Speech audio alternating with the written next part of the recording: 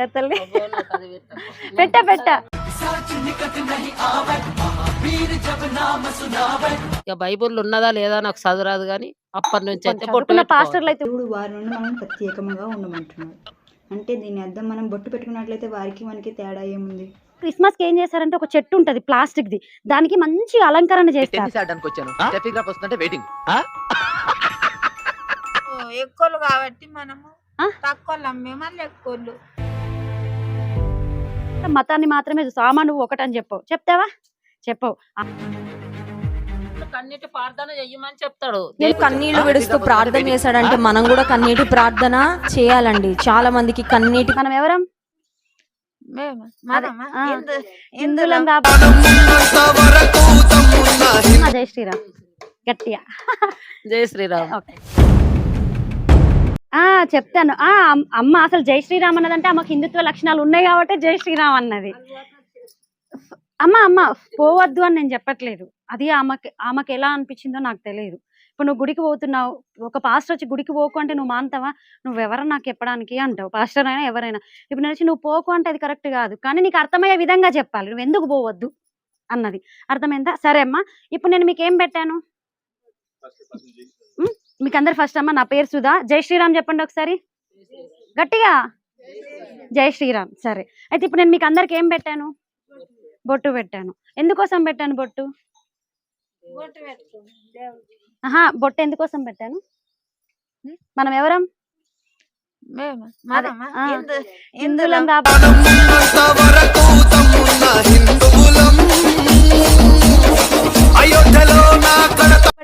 బొట్టు పెట్టాను. ఓకే, మీరు మళ్ళీ నాకేం ఇప్పుడు మనం ఎవరింటికైనా వెళ్ళామనుకోమ్మా, వాళ్ళు మనకి పసుపు బొట్టిస్తే మనం కూడా ఏం చేస్తాము? పసుపు బొట్టు పెట్టుకుంటాము.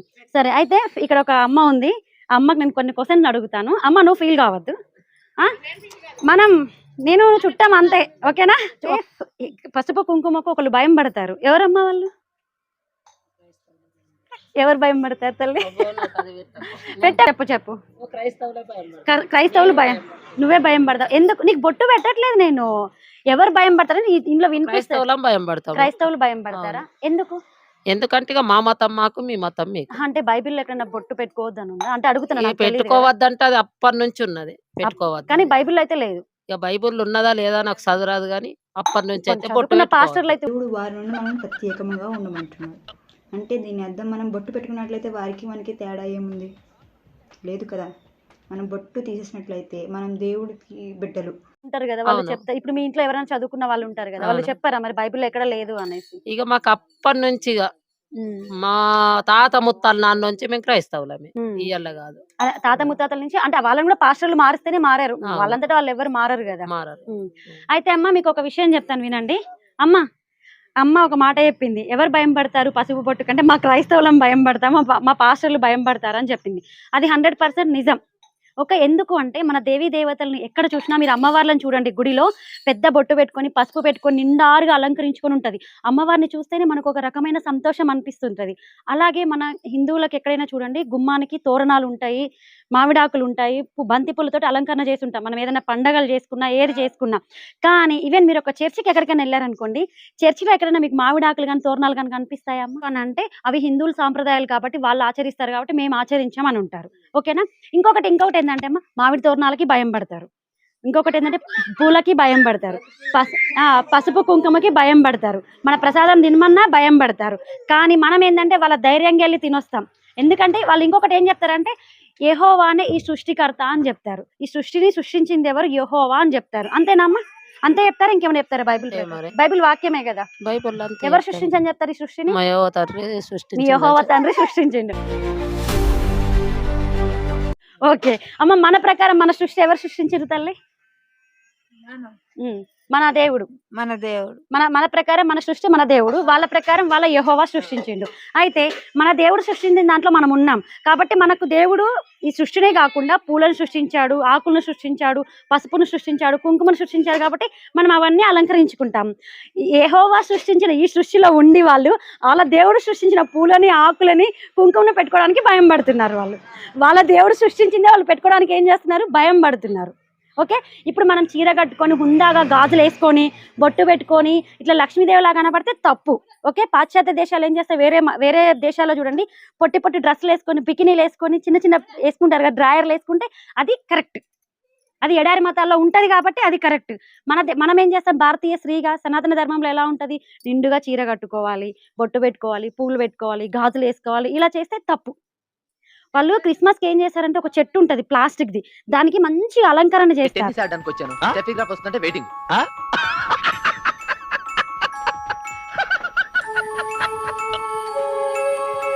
అది తప్పు కాదు. మనం సత్యనారాయణ పూజకి అలంకరణ చేస్తే మాత్రం వాళ్ళు సాతాన్లకు అలంకరించారు, మనది తప్పు, వాళ్ళది ఒప్పు. ఒక ప్లాస్టిక్ చెట్టుకి అలంకరణ చేస్తే కరెక్ట్ అంటారు. చేస్తారా చేయరమ్మా? క్రిస్మస్ ట్రీకి చేస్తాం. అదే మేము సత్యనారాయణ పీఠకి పూజ చేసి మంచిగా పూజ చేసుకొని ప్రశాంతంగా చేసుకుంటామంటే అది తప్పు అని చెప్తారు. ఇప్పుడు మీరు ఉన్నారమ్మా, వీళ్ళు పూజ చేస్తే వస్తారా? అంతే, తినరు రారు. కానీ మీరు ఏమన్నా పెట్టుకుంటే అమ్మ వాళ్ళని పిలుస్తారమ్మా? ప్రార్థన పాస్టర్ వస్తున్నారు రండి అంటే ఆ పాస్టర్ చెప్పేటి వింటారమ్మా? వింటారు. ఆయనకి ఏదో మీకు నచ్చితే 10 రూపాయలు 5 రూపాయలు వేస్తారు. కానీ మీరు పంతులు వచ్చి మీ ఇంట్లో సత్యనారాయణ పూజ చేస్తే అమ్మని పిలిచిరా ఎప్పుడన్నా? ఆ అమ్మని పిలిచిరా? ఎందుకు పిలవలేవు? వాళ్ళు ఎక్కువలు కాబట్టి మనము తక్కువ, మేము వాళ్ళు ఎక్కువలు. మనం ఎందుకు తక్కువ? మనం హిందువులం, కులమత భేదాలు ఎక్కడా లేవు. నువ్వు హిందువా కాదా, మనుషులం అందరం ఒకటే. అర్థమైందా? అట్లా ఇప్పుడు నేను విశ్వబ్రాహ్మణ్స్, మీ ఇంటికి వచ్చి తినమంటే నేను వచ్చి తింటాను. నేను మీ ఇంటికి వచ్చి తినమంటే తింటాను. ఇప్పుడు మేము విశ్వబ్రాహ్మణ్స్ అమ్మా, నువ్వు నన్ను విలువ, నేను వచ్చి మీ ఇంట్లో తింటానా తినానా? తింటా. తక్కువ ఎక్కువ అని మనుషులు ఎక్కడ ఉండదు. నువ్వు హిందువా కాదా అని చూడు. హిందువులు ఎక్కడున్నా సరే మీ ఇంట్లోకి వచ్చి బ్రాహ్మణ్స్ భోజనం చెప్పిమన్నా మేము వచ్చి చేపిస్తాం. అర్థమైంది? తక్కువ ఎక్కువ అంటూ ఏముండదు. హిందువా కాదా అని చూసుకో. వాళ్ళ దాంట్లో ఉన్నాయా? లేవు. ఆమె చెప్తుంది లేవని చెప్తారా అమ్మ? వాళ్ళ కొట్టి గొప్ప ఎవరంటే వాళ్ళ పాస్టరే. నువ్వు ఎంత పెద్ద తీసిమార్కనన్నా రాని, పాస్టర్ ముందు వేస్ట్. అంతేనా కాదా అమ్మా?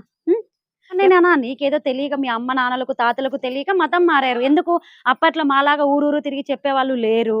అందరూ సమానమే అనుకుంటామని. ఇప్పుడు అమ్మ అన్నది మేమందరం ఒకటే అనేసి. కానీ నువ్వు మాత్రం ఏం చూస్తావు? అక్కడ మతాన్ని మాత్రమే చూస్తావు. అమ్మ నువ్వు ఒకటని చెప్తావా? చెప్పవు. ఆమెదామనే నాది నాదే అంటావు, నా మతం నాకే అంటావు.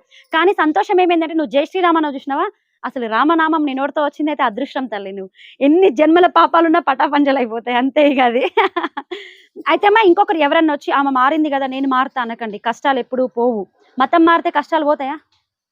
ఉన్నాయి, అలాగే ఉంటాయి. పని చేసుకుంటేనే నీకు అన్నం లేదు. దేవుడా దేవుడా దేవుడా అని చర్చిలో ఏడ్చుకుంటా ప్రార్థన చేసి నీ కష్టాలు పోతాయా? చెప్పండి. ఉట్టి ఏడ్చుకుంటా పని చేయకుండా సరే అమ్మ నేను వస్తా, ఇప్పుడు వస్తా, రేపు లేదు. నేను నిజంగా నమ్ముతా, వచ్చి నేను నమ్ముతా, ఏడ్చుకుంటా ప్రార్థన చేస్తా, ఏం పని చెయ్యను, ఏడ్చుకుంటా ప్రార్థనే చేస్తా. పోతాయా కష్టాలు? పని చేయకుండా పూజ చేసినా పోవు. నీ పనిలో చేసుకుంటూ నీ ఇంటి దేవుడిని కొలుసుకుంటే అప్పుడు నీకు ఆశీర్వాదం ఇస్తాడు. కానీ చాలా మంది ఏం చెప్తారు, నువ్వు కన్నీటి ప్రార్థన చేస్తే దేవుడు తొందరగా ఆలకించి నీ కోరికలు తీరుస్తాడు అని చెప్తారు బైబిల్లో. 10 నిమిషాలు కన్నీటి ప్రార్థన చెయ్యమని చెప్తాడు. కన్నీళ్లు విడుస్తూ ప్రార్థన చేశాడంటే మనం కూడా కన్నీటి ప్రార్థన చేయాలండి. చాలా మందికి కన్నీటి ప్రార్థన అనే కాన్సెప్ట్ తెలియదండి. కన్నీళ్ళు గారుస్తారు. ఎప్పుడు గారుస్తారంటే కిచెన్ లో ఉల్లిపాయలు కోస్తున్నప్పుడు గారుస్తారు. ఎందుకు? అరే మన కష్టాలు పోదలిగి అంటే పనికి పనే చేసుకోండి. ఏడురా బిడ్డని కాదు, మనము మోకరించి ప్రార్థన చేసుకుంటే మన ధర్మం నేను ఏమంటున్నా మీకు అర్థం కాలేదా? ఇప్పుడు నా కొడుకున్నాడు, నా కొడుకు ఒక నోట్ బుక్ కావాలి. మమ్మీ మమ్మీ అమ్మ అమ్మ అని పొద్దు నుంచి సాయంత్రం దాకా ఏడ్చుకుంటా ఉంటే నేను వాడికి కొనిస్తానా? లేదా ఒక 2 సార్లు అడిగారు అనుకో, అమ్మ నాకు ఒక నోట్ బుక్ కావాలి అన్నాడు అనుకో, నేను అర్థం చేసుకుని కొనిస్తాను. ఇప్పుడు మీరు ఒక యెహోవానా యేసునా తండ్రిలాగా భావిస్తారు. తండ్రిలాగా భావించినప్పుడు నాన్న నాకు ఇది కావాలని మీరు అనుకుంటారు. ఒకసారి 2 సార్లు అడుగుతావు. నీకు అది అవసరం అయితే ఆయన ఇస్తాడు. లేదు నువ్వు కన్నీటి ప్రార్థన చేస్తేనే ఇస్తాడా? ఏ దేవుడినైనా, మీ హిందూ దేవుళ్ళనైనా మా క్రైస్తవ మీ కాదు, మన హిందూ దేవుడు. నువ్వు కూడా ఒకప్పుడు హిందువే, మీ తాత ముత్తాతలు. అదే హిందూ దేవుళ్ళైనా క్రైస్తవ దేవుళ్ళైనా మనం కష్టం చెయ్యండి, ఏ దేవుడు ఇయ్యాడు. కాకపోతే ఒకటి ఏంది అంటే మనకు ఒక టర్కతు బరకతు అని అంటే కొద్దిగా దేవుళ్ళని నమ్ముకున్నాను. నేను అదే చెప్పిన, నువ్వు పని చేసుకుంటూ నీ ఇంటి దేవుడిని నమ్ముకో. కానీ హిందూ దేవుళ్ళు ఎక్కడ గుడికి పోయినా, ఏదన్నా అమ్మవారి టెంపుల్ కి పోయినా, ఏదన్నా మనం రాముల వారి గుడికి పోయినా వేడ్చుకుంటావు పోతావా ఇంటి నుంచి? ఆడికి పోతే నీ ఏడుపు కూడా ఏమైపోతుంది? ఏడుపు కూడా ఏమైపోతుంది ఆడికి దేవుడిని చూడంగానే? మనకు సంతోషం అవుతుంది. ఉన్న బాధ కూడా వచ్చే కన్నీళ్ళు కూడా లోపలికి అటే పోతాయి తల్లి. కాబట్టి నేను ఏం చెప్తున్నా అంటే ఎవరో మారారు, నేను మారుతా, ఆమెకు ఏదో వచ్చింది నాకు వస్తుంది, అది ఏమి ఉండదు తల్లి. నీకు రాతలో ఏది ఉంటే అదే ఉంటుంది. అర్థమైందా? మన తాత ముత్తాతల దేవుడు ఎవరు? ఓకే, మీ నానమ్మలు ఎవరిని మొక్కిరు? మనకు మన సంస్కృతి గొప్పది, మన భారతీయ సంస్కృతి గొప్పది. ఇప్పుడు బైబిల్లో అమ్మ ఒకటి చెప్పింది, మేము బొట్టు పెట్టుకోము, హిందువులు పెట్టుకుంటారు కాబట్టి అని. మరి హిందువులు చీర కట్టుకుంటాంగా, హిందువులం గాజులు వేసుకుంటాం కదా, హిందువులం కమ్మలు పెట్టుకుంటాం కదా. అందుకని అదే అన్ని ఓన్లీ భారతీయ సంస్కృతి మాత్రమే తల్లి. అది ఓన్లీ భారతీయ సంస్కృతి. చీర కట్టుకోవడం, గాజులు వేసుకోవడం ఫారెన్ లో ఉంటుందా? కానీ వాళ్ళేమో మన చీర కట్టి పొడుగు బొట్టు పెట్టి హరే రామ హరే కృష్ణ అంటే, మన వాళ్ళేమో బొట్టు తీసేసి గాజులు తీసేసి ఏం చేస్తున్నారు? ఏసు ఏసు ఏసు అని ఏడ్చుకుంటున్నారు. వాళ్ళేమో మన సంస్కృతిని పాటిస్తున్నారు, మనమేమో వాళ్ళ దరిద్రాన్ని తెచ్చుకొని పాటిస్తున్నాము.